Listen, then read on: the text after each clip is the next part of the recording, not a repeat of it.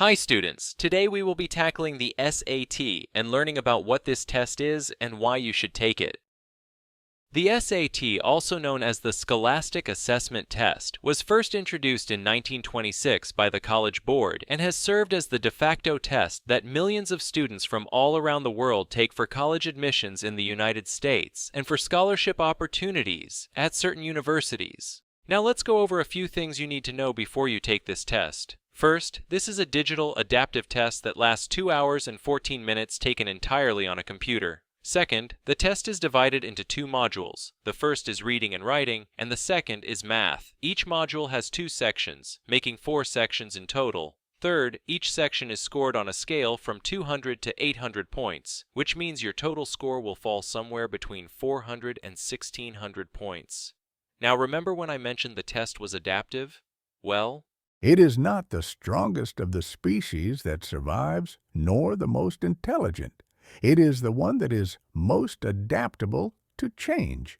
imagine you walk into the gym and start crushing your clean and jerks with heavy weights like it's light work. You're making it look effortless. And yeah, you're looking real good doing it. So the next day, you're like, let's crank this up, and you slap on more weight. Cool. But then, as you're trying to hoist it up, your legs are like, hey, remember all those times you skipped leg day?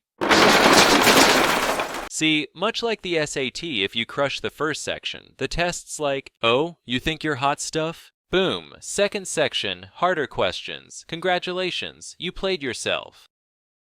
You're probably thinking, why even take this test? For starters, your score could be the key to that dream school, or at least one your parents can brag about. If you score above 1200, you can get into schools like Baylor, Alabama, and Michigan State. Solid schools, good football teams. You might not cure cancer, but you'll still land a decent job, and maybe get a free t-shirt at orientation. Now, if you break into the 1400 plus club, you're looking at schools like Purdue, USC, and NYU, places where half your classmates have LinkedIn profiles that read like startup pitch decks. But hey, at least your job title will sound impressive at family gatherings. And if you somehow manage to break 1500, congrats, you now speak fluent College Board. We're talking Harvard, Dartmouth, Yale, Stanford, schools where your classmates wear Patagonia vests unironically and call networking a hobby. You're not just a student anymore, you're a brand. At this point, you might be asking, aren't many schools now test optional? While that might be true, your odds of getting into one of these schools can be improved 200 to 300% just by submitting a SAT score. And that's not all. There are so many other reasons, which you can read in the next few frames as we play some copyright-free background music.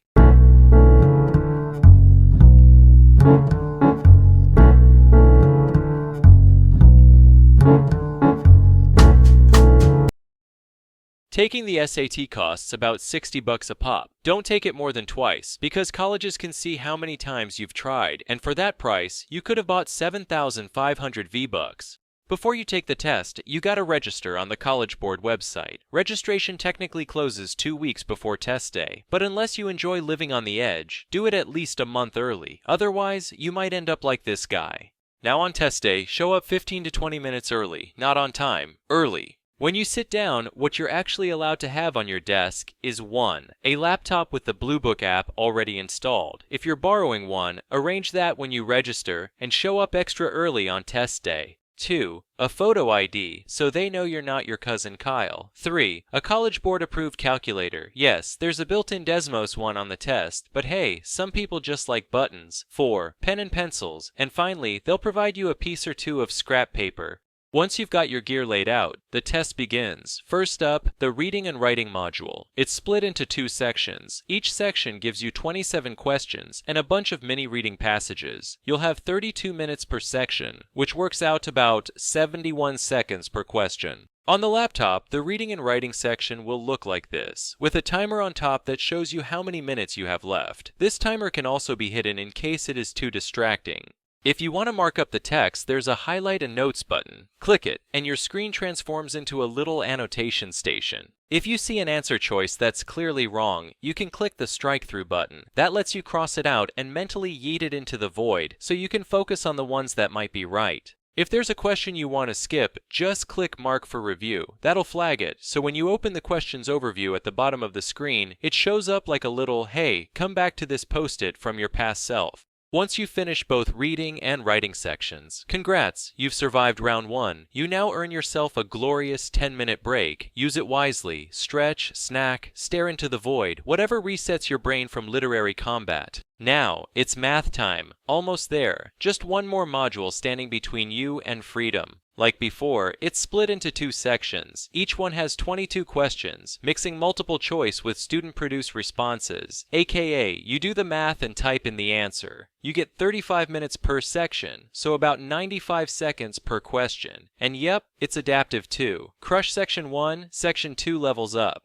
This time, the math section's layout looks a lot like the reading and writing one, but there's one key difference. The calculator. Like I mentioned earlier, there's a built-in Desmos calculator right in the app. You can use it for everything from basic math to full-on graphs. There's also a reference sheet, which will provide you a basic list of formulas for calculating volumes and areas. Now let's talk about the student-produced response questions. For these, you don't get options. You just type in the answer yourself. It could be a number, a fraction, maybe even a decimal if you're feeling spicy. Just make sure it's right, because guessing C won't save you here. And that wraps up Lesson 1. I'm Cubo Prepkin, and thanks for watching.